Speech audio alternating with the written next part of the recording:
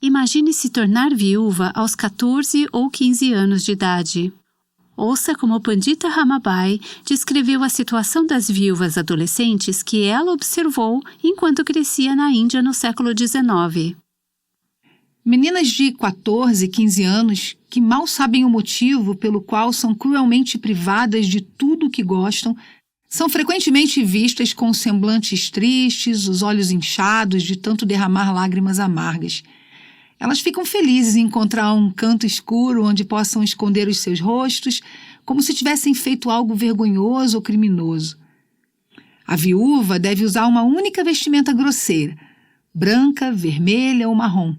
Ela deve comer apenas uma refeição em um período de 24 horas. Ela nunca pode participar de festas e comemorações com familiares. Estamos prestes a ouvir como essa geração de jovens viúvas descobriu esperança.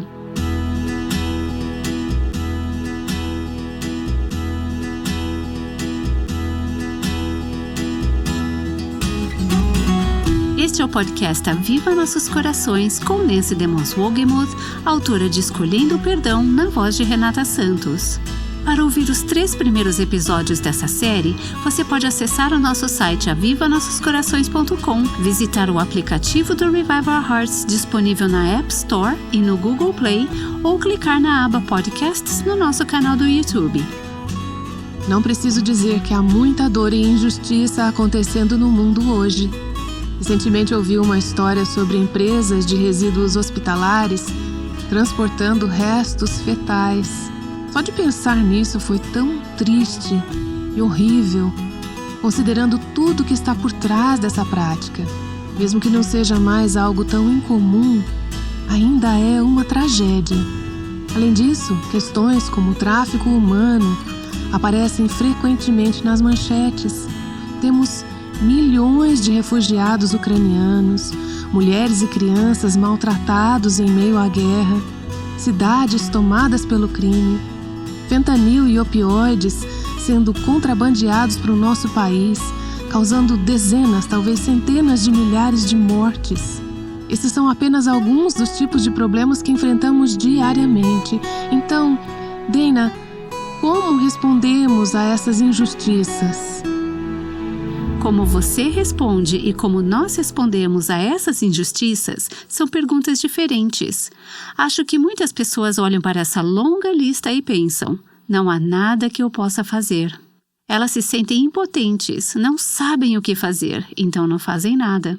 Ou podemos nos acostumar tanto a ver essas imagens e ouvir sobre as atrocidades que paramos de notá-las. Ficamos insensíveis, não sentimos nada. É simplesmente demais para sentir. Provavelmente todas nós já experimentamos tanto a sensação de impotência quanto a de insensibilidade. Hoje, vamos ouvir uma história que desafiará ambas essas respostas. Isso mesmo. Pandita Ramabai cresceu na Índia no final do século XIX. Qualquer um que ouvisse sobre seu nascimento presumiria que foi um evento insignificante. As meninas não eram valorizadas naquela sociedade. As mulheres eram basicamente tratadas como propriedade de seus pais ou maridos. Mas Deus usou Pandita Ramabai para transformar a vida de milhares de mulheres na Índia e desafiar práticas injustas. Sim, é uma história notável. Enquanto ouvimos, todas nós devemos perguntar: como Deus poderia nos usar como instrumentos de graça? Como Ele poderia me usar para desafiar algumas das injustiças que acontecem atualmente? Conheci a história de Pandita Ramabai quando eu era menina. A escola cristã que frequentei, Delaware Christian School, na região da Filadélfia, apoiava o Ministério Ramabai Mukti Mission, como era chamado na época. Ele era e ainda é um lar cristocêntrico que cuida de mulheres e crianças em situação de vulnerabilidade. Vamos ouvir mais sobre essa história no episódio de hoje, mas me lembro de como, quando criança, orávamos por esse ministério, pelas mulheres, pelas crianças. Também recebíamos atualizações do trabalho e apoiávamos o que eles faziam. Aquilo ficou gravado na minha mente. Agora, mais de 50 anos depois, esse ministério continua a ter um lugar em meu coração. Uau, que incrível! Fico pensando quantas mães e avós estão plantando sementes como essas nos corações de seus filhos ao apoiar ministérios como esse. Minha esperança é que ainda mais disso aconteça como resultado de um novo livreto digital do Aviva Nossos Corações, chamado Mulheres Incomuns. 10 mulheres comuns que impactaram o seu mundo para Cristo.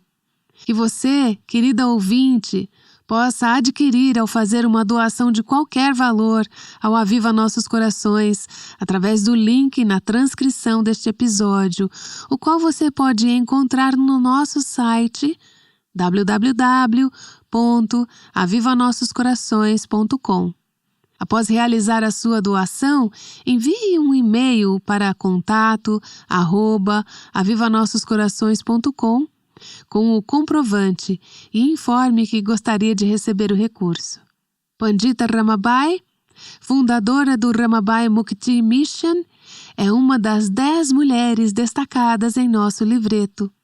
Você aprenderá muito mais sobre ela hoje. Espero que o testemunho de vida de Pandita inspire uma nova geração de mulheres mais velhas e mais jovens. Estou muito animada com este nosso novo livreto Mulheres Incomuns. O "in" está entre parênteses. É um jogo de palavras para nos lembrar de que Deus pode fazer coisas extraordinárias por meio de mulheres comuns, como você e eu. Erin Davis foi uma das editoras do livreto. Ela estará conosco para nos contar sobre Pandita Ramabai. Oi, Erin. Oi, Dana. Mal posso esperar para ouvir essa história. Como você disse, Pandita Ramabai nasceu no final dos anos 1800. Ela fazia parte da casta Brahmani. E para entender a vida dela, é necessário compreender o sistema de castas em que ela nasceu. Estamos acostumados a falar em classe média e classe trabalhadora, mas o sistema de castas na Índia era muito mais rígido. Se você nascesse numa casta mais baixa, basicamente teria que ser um escravo das outras castas. Segundo o ensinamento hindu, as pessoas dessa casta mais baixa não tinham esperança de salvação. Nossa convidada vai ler um trecho de um de seus livros. Ouça como Pandita Ramabai descreveu a condição de indivíduos de castas baixas. Quanto às pessoas de castas baixas, essas pobres almas não têm nenhuma esperança de qualquer tipo. Elas são vistas como muito semelhantes às espécies inferiores de animais, como porcos. Sua própria sombra e o som de suas vozes são considerados impuros. Elas não têm lugar na morada dos deuses e nenhuma esperança de alcançar a libertação, exceto talvez se nascerem entre as castas superiores após passarem por milhões de reencarnações. Em outras palavras, se uma pessoa de casta baixa servisse fielmente como escrava, ela poderia, talvez, ser reencarnada como alguém da casta dos comerciantes ou dos guerreiros. Se continuassem nesse ciclo de reencarnações e subindo na hierarquia de castas, poderiam, em algum momento, nascer na classe dos Brahmanes. De acordo com essa doutrina, um homem pode nascer 8.400.000 vezes antes de se tornar um Brahmane, e a menos que seja um Brahmane, ele não é digno de ser reabsorvido no espírito. Parece que a casta dos Brahmanes estava no topo do sistema. Sim, os Brahmanes eram considerados líderes espirituais e a elite da sociedade. Se os Brahmanes realizassem boas ações suficientes, eles, e somente eles, poderiam sair do ciclo de reencarnação. E o que eles acreditavam que aconteceria então? Eles achavam que iriam para o céu? Às vezes usavam a palavra céu, mas não quero que você imagine o que nós imaginamos quando pensamos no céu. Nós sabemos que quando chegarmos ao céu, estaremos com Jesus. Mas os hindus viam Deus como uma força impessoal. Quando finalmente um Brahmane realizasse um número suficiente de boas ações, ele desapareceria nessa força impessoal. Ele é reabsorvido no espírito e deixa de ser um indivíduo. O objetivo deles era basicamente deixar de existir, que seu espírito se perdesse no grande espírito. Um exemplo que usavam era o de um rio que se perde ao chegar ao oceano. O pai de Pandita Ramabai era um Brahmane, da casta mais alta. A vida dela deve ter sido mais fácil em comparação às das castas mais baixas? Eu sempre pensei assim, até começar a pesquisar sobre a vida de Ramabai. Isso é algo difícil de entender para quem não está familiarizado com o sistema. Os homens brahmanes eram considerados líderes. Eles tinham a oportunidade de escapar do ciclo de reencarnação. Mas as mulheres brahmanes não tinham essa esperança. Elas tinham vidas muito difíceis. É neste momento que eu gostaria de dizer: eu amo que as escrituras nos ensinam que Jesus amava as mulheres de forma tão preciosa. A maioria dos pais brahmanes acreditavam que ganhavam mérito espiritual ao ensinar e investir em seus filhos homens. Um filho é a bênção mais desejada que um hindu almeja, pois é pelo nascimento de um filho que o pai é redimido. Mas as mulheres eram vistas como um fardo. Os pais precisavam casar as filhas com membros de sua própria casta. E esses pais tinham que pagar aos novos genros. As mulheres não eram vistas como tesouros, mas como uma despesa extra. Os pais raramente desejam ter filhas, pois elas são consideradas propriedade de outra pessoa. Além disso, uma filha não é considerada útil para os pais na velhice. Ramabai descreve amigos vindo celebrar o nascimento de um filho. Se nasce um menino, o seu nascimento é anunciado com música, canções alegres e distribuição de doces. Se nasce uma menina, o pai anuncia friamente que nada nasceu em sua família. Os amigos voltam para casa, sérios e silenciosos. Ramabai conhecia famílias que faziam escolhas horríveis ao ter uma filha. Depois de considerar quantas meninas podia-se com segurança permitir viver, o pai tomava muito cuidado para se proteger da tirania da casta e do clã, matando as meninas extras em seu nascimento, o que era tão fácil quanto destruir um mosquito ou outro inseto irritante. Quem pode salvar um bebê se os pais estão determinados a matá-la e esperam ansiosamente por uma oportunidade adequada? O ópio é geralmente usado para silenciar o bebê choroso, e uma pequena pílula dessa droga é suficiente para cumprir a tarefa cruel. Uma pressão habilidosa no pescoço, conhecida como colocar a unha na garganta, também cumpre o objetivo. Eu simplesmente não consigo imaginar isso. Nem eu. Mas o triste é que algo semelhante está acontecendo em nosso país: o aborto. À luz de tudo isso, o pai de Pandita Ramabai era radical. O nome dele era Anand Sastri Dongre. Parece um nome difícil, mas importante de ser lembrado: Anand. Vamos voltar ao tempo antes do nascimento de Ramabai. Anand queria ensinar sua primeira esposa a ler sânscrito e a estudar as escrituras hindus por conta própria. Me parece algo razoável. Mas, naquela sociedade, as mulheres não podiam ler os livros sagrados. A ideia de Anand era inédita. Anand disse que nenhuma proibição desse tipo existia nos próprios livros sagrados. Ele afirmou que essa regra era apenas um costume criado pelos homens. Ele convenceu os gurus de sua região a permitir que ele ensinasse sua esposa a ler.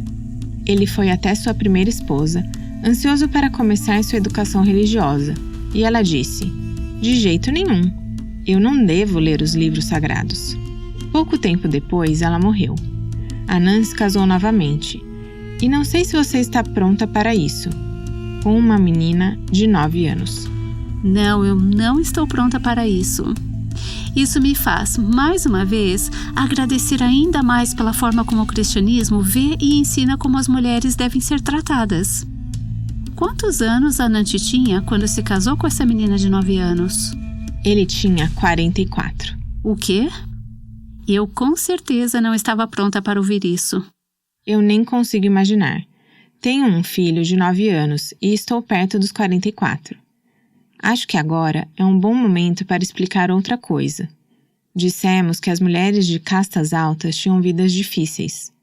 Uma das razões é que elas eram dadas em casamento muito jovens. Sim, eu diria que 9 anos é muito jovem. Mas entregar uma filha em casamento era considerado uma boa ação.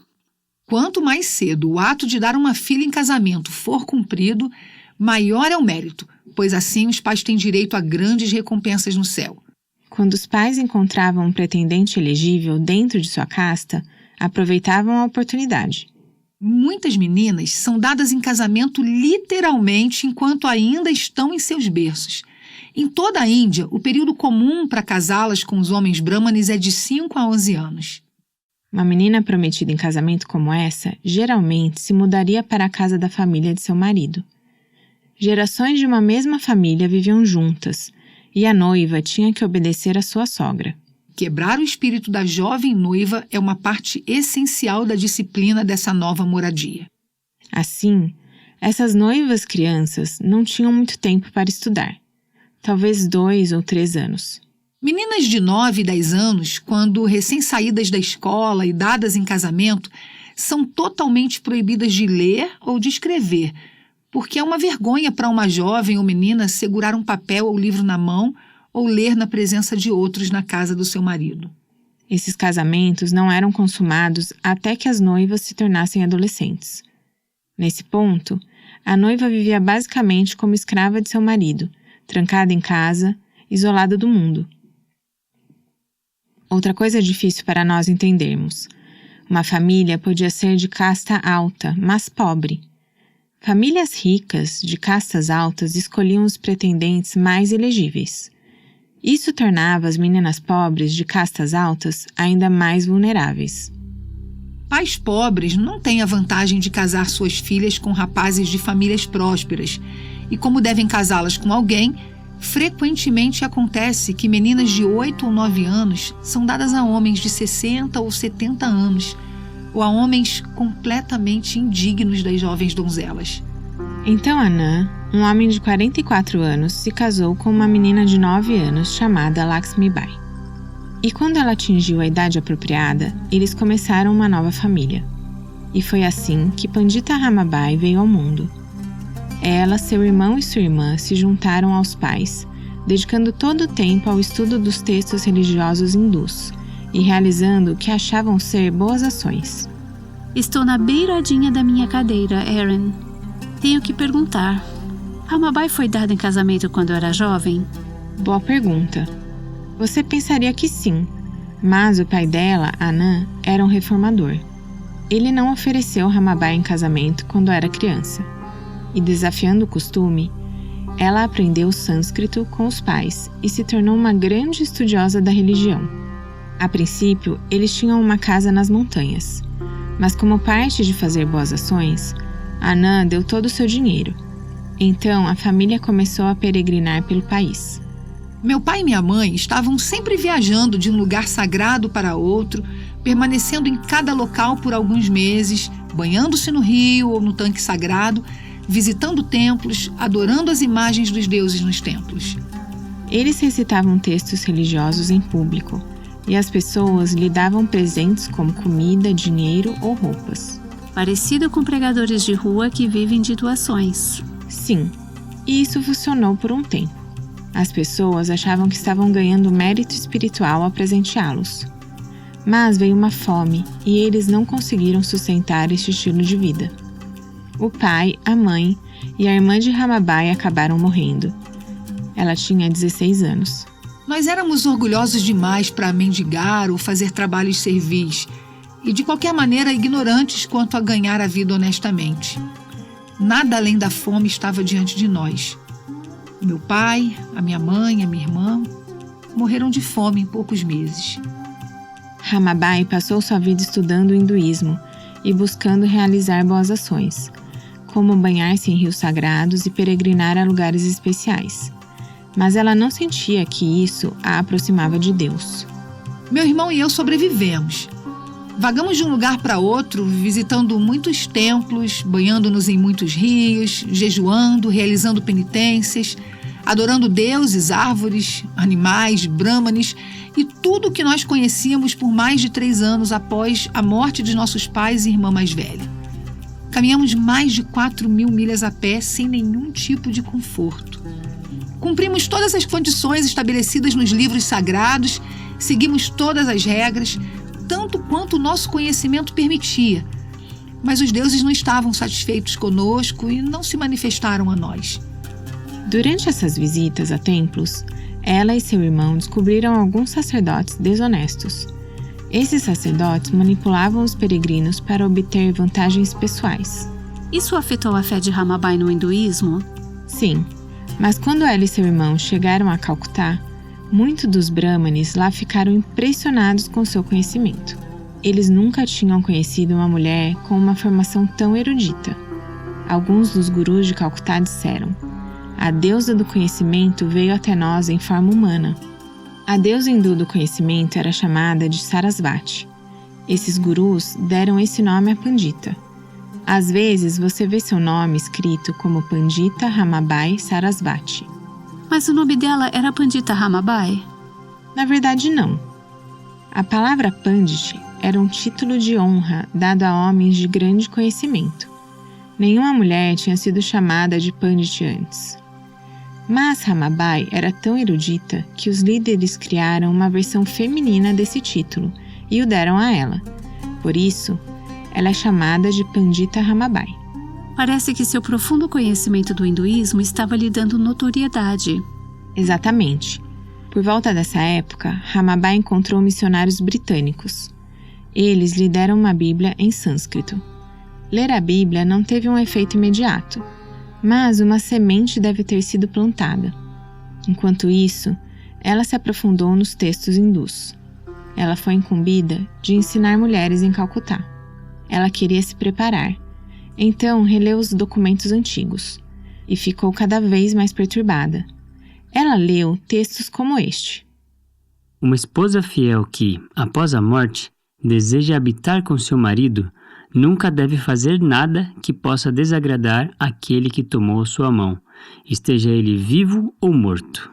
Ramabai percebeu que tanto os textos antigos quanto a tradição viam as mulheres de forma muito negativa. Mulheres de castas altas e baixas, como classe, eram muito mais, piores do que demônios.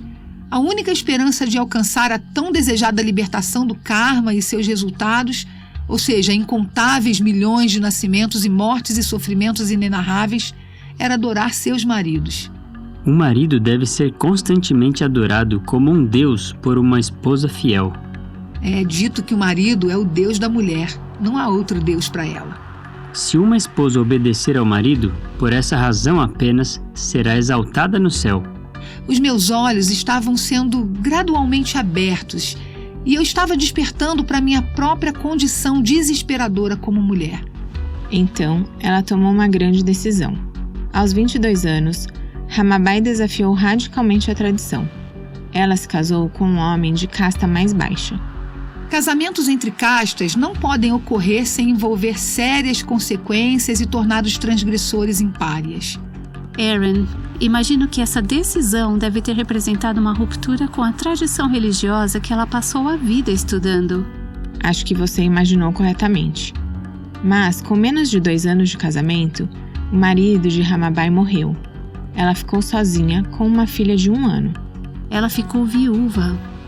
Isso teria acontecido lá pelos seus 25 anos? Sim. Precisamos parar novamente e falar sobre mais um problema que as mulheres de castas altas enfrentavam nessa sociedade. Em toda a Índia, a viuvez é considerada o castigo por um crime ou crimes horríveis cometidos pela mulher em uma existência anterior na Terra. As viúvas, muitas vezes, eram culpadas pela morte de seus maridos. Eram trancadas em suas casas pela família, mas ao mesmo tempo vilipendiadas. E além disso, não podiam se casar novamente. Eram forçadas a permanecer viúvas pelo resto da vida. E aqui está algo que tornava a viuvez tão difícil. As esposas eram ensinadas a se concentrar em sua aparência exterior. Mas na viuvez, isso mudava repentinamente.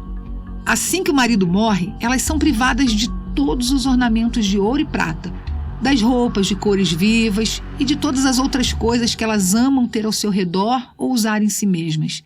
Ramabai conhecia um grupo de viúvas que tinha suas cabeças raspadas a cada 2 semanas. Ai, que mulher não ama a riqueza de cabelos macios e brilhantes com que a natureza decorou generosamente a sua cabeça. Para uma mulher hindu, perder os seus cabelos é pior do que a morte. Meninas de 14 e 15 anos que mal sabem o motivo pelo qual são cruelmente privadas de tudo que gostam são frequentemente vistas com semblantes tristes, olhos inchados de tanto derramar lágrimas amargas. Elas ficam felizes em encontrar um canto escuro onde possam esconder seus rostos, como se tivessem feito algo vergonhoso ou criminoso.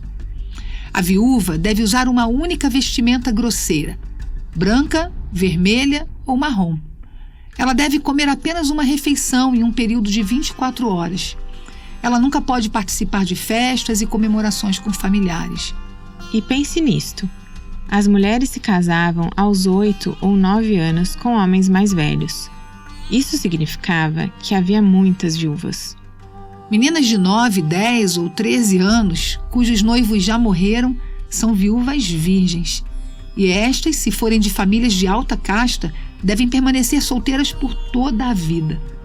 Muitas esposas preferiam pular nas chamas de cremação nos funerais de seus maridos e morrer, porque não queriam viver como viúvas. Essa prática estava começando a diminuir, mas Ramabai ainda conhecia mulheres que faziam isso. Ela escreveu para pessoas nos Estados Unidos e na Grã-Bretanha, conscientizando-as sobre o que estava acontecendo em seu país. Mães e pais, comparem a condição de suas próprias queridas crianças junto às suas lareiras felizes com a de milhões de meninas pequenas na Índia que já foram sacrificadas no altar profano de um costume social desumano. E perguntem a si mesmos se poderia haver algo que não fariam para resgatar as pequenas viúvas das mãos de seus algozes. Pandita Ramabai teve que viver dessa forma quando ficou viúva? Não. Ela já tinha se desiludido com o hinduísmo. Já havia desafiado os costumes sociais ao se casar fora de sua casta. E agora, em 1883, ela deixou seu país e foi para a Inglaterra. A Inglaterra também tinha seus próprios problemas sociais, mas Ramabai percebeu como os seguidores de Jesus agiam para atender às necessidades dos pobres e dos que sofriam. Comecei a pensar que havia uma diferença real entre o hinduísmo e o cristianismo. E foi especialmente tocada ao ver mulheres que deixaram a prostituição encontrando uma nova vida em Cristo. Um dos cristãos lhe disse que Jesus amava as mulheres, até mesmo aquelas que a sociedade rejeitava. Ela falou do amor infinito de Cristo pelos pecadores. Ele não os desprezava, mas veio para salvá-los. E eu nunca havia lido ou ouvido nada semelhante nos livros religiosos dos hindus. Percebi, depois de ler o 4º capítulo do Evangelho de São João, que Cristo era verdadeiramente o Salvador divino que ele afirmava ser, e que ninguém além dele poderia transformar e elevar a feminilidade oprimida da Índia e de toda a terra. Assim, o meu coração foi atraído para a religião de Cristo. Pandita Ramabai foi batizada na Igreja da Inglaterra em 1883. Viveu na Inglaterra e depois se mudou para os Estados Unidos. Ela criou sua filha e continuou seus estudos em inglês, matemática, hebraico bíblico e grego.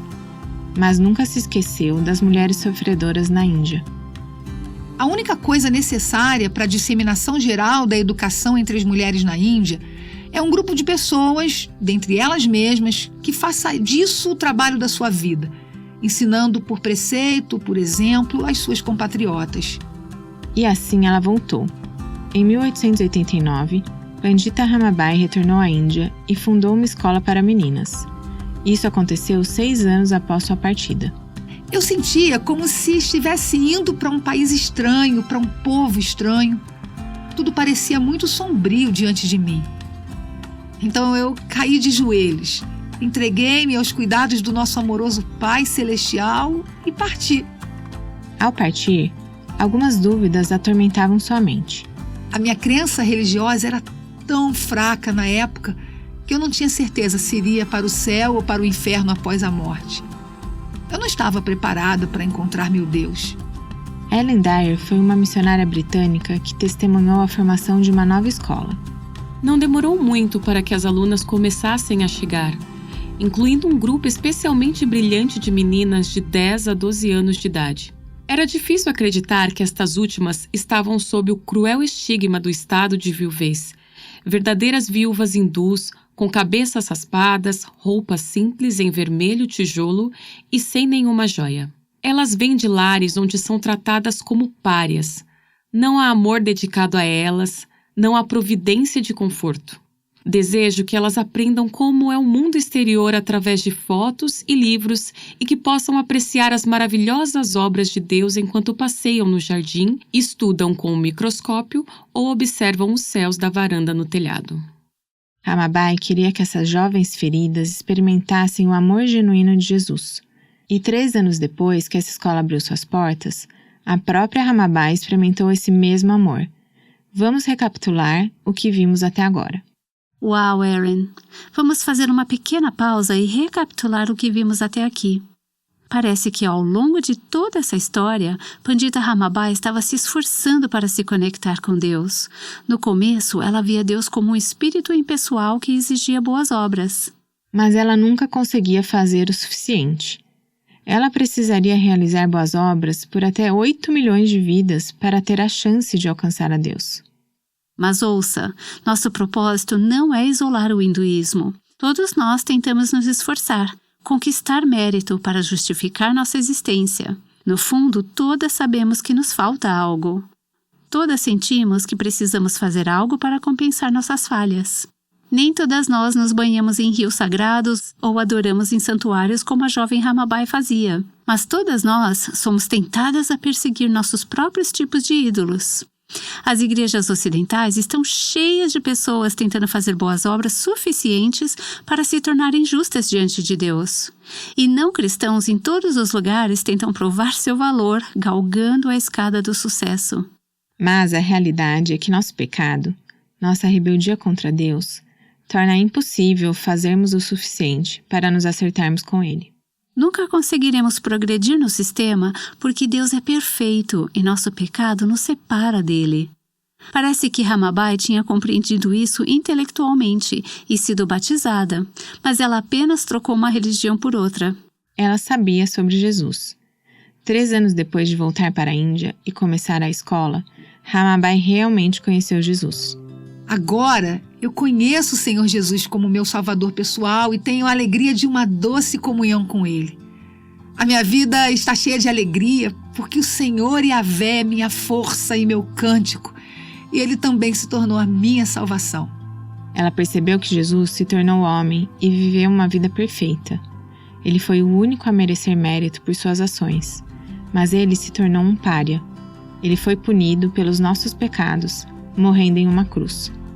Quando colocamos nossa fé nele, recebemos sua justiça e não precisamos conquistar mérito próprio.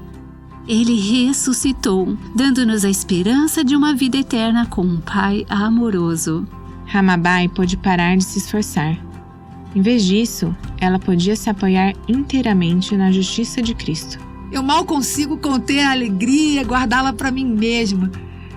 Sinto-me como uma mulher samaritana que deixou o seu cântaro, foi para a cidade dizendo aos homens: venham ver o homem que me disse tudo o que eu já fiz.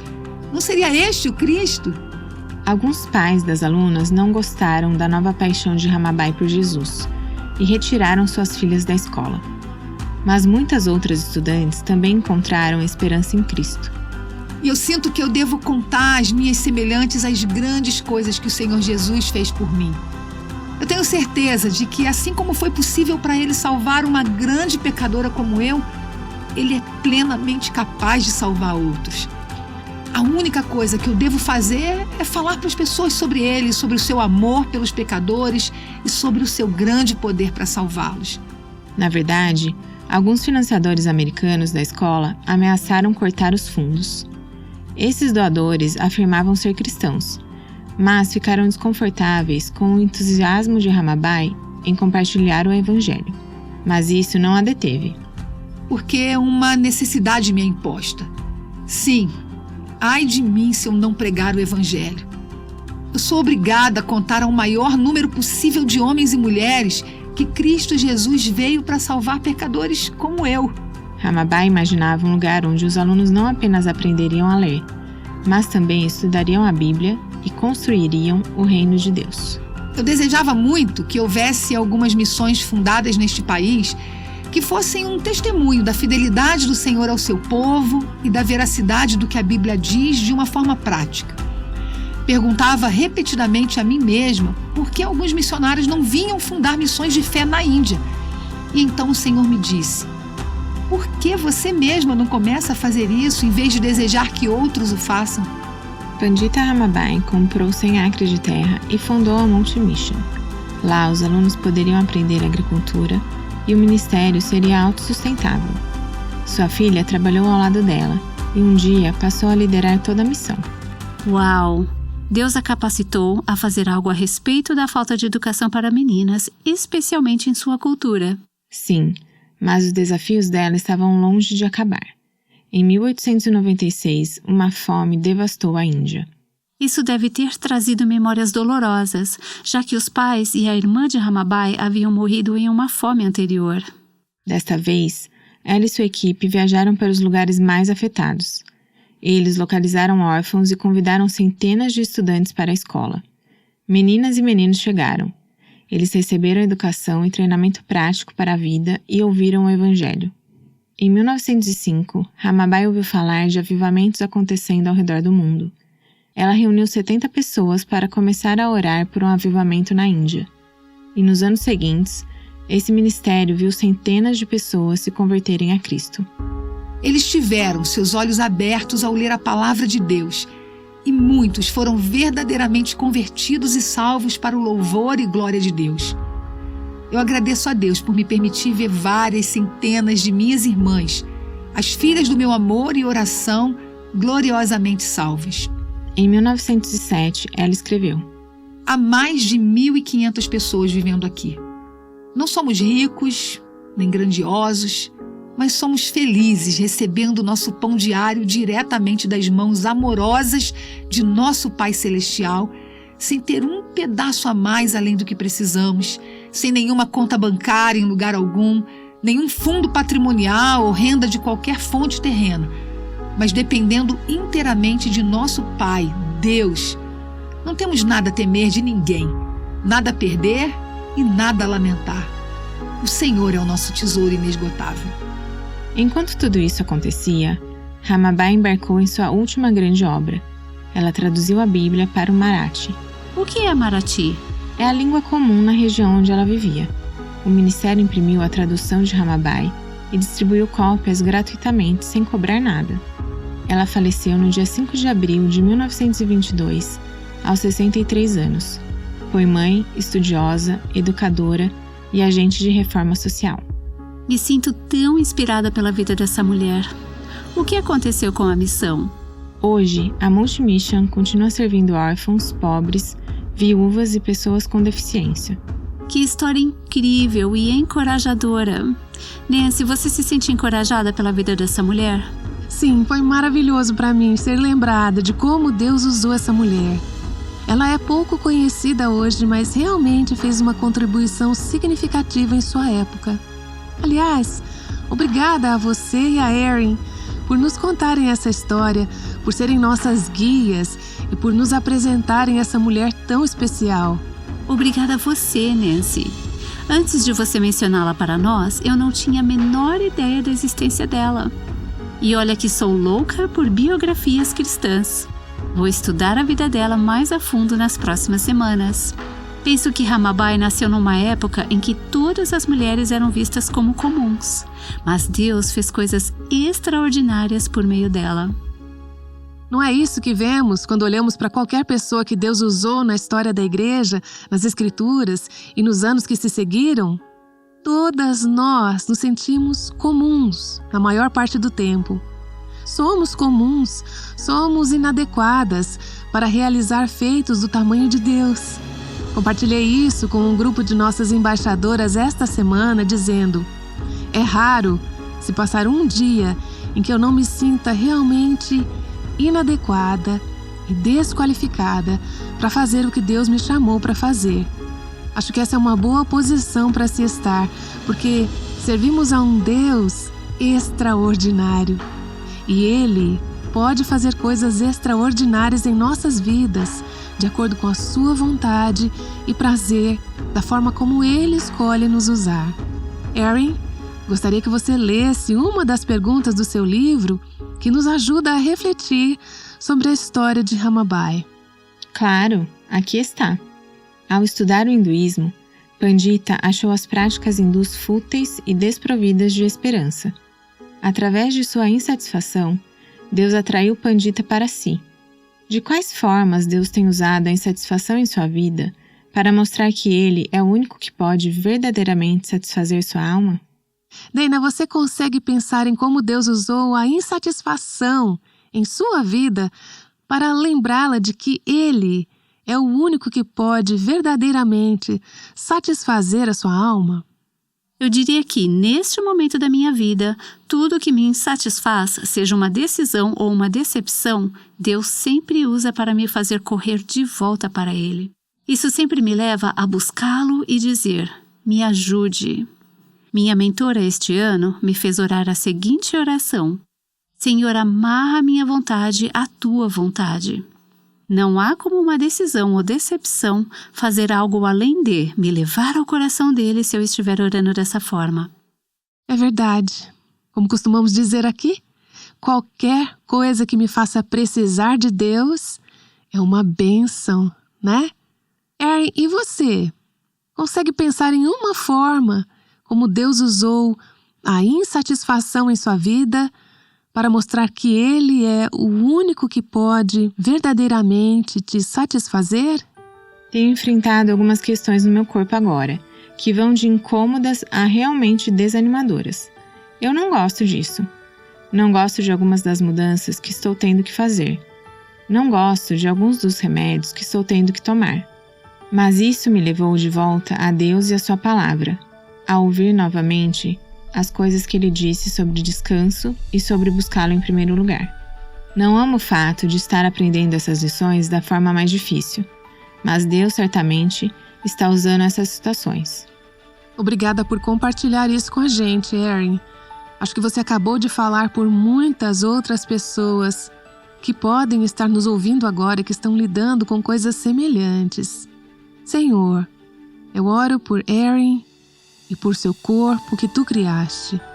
Oro para que tu a toques, que a assegures da tua graça, que dê a ela a tua paz e sabedoria para saber quais passos tomar e como lidar com isso.